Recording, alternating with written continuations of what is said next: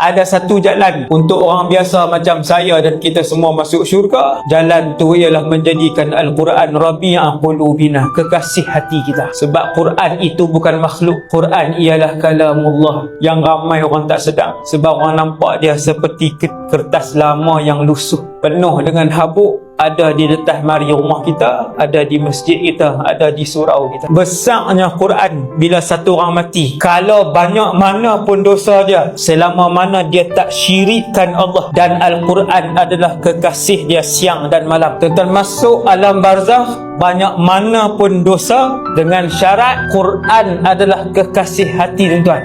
Bila mungkar dan nakir mai kat satu orang ahlul Quran, dosa banyak tapi dia tak pernah syirik, dan dia buat dosa pun bukan buat dosa bangga depan orang, tidak. Malaikat nak pukul dia, tiba-tiba datang Quran. Al-Quran itu menghalang malaikat tu. Satu-satunya ibadat saya serta kat tuan-tuan supaya tuan-tuan minat dengan Quran, yang akan bersama dengan Tuhan dia sampai dalam syurga, Quran. Bila malaikat nak pukul tadi, Quran ni mai, dia kata Allah tak benarkan untuk kamu sentuh dia, kerana dahulu orang ini membaca aku. Tak boleh sentuh.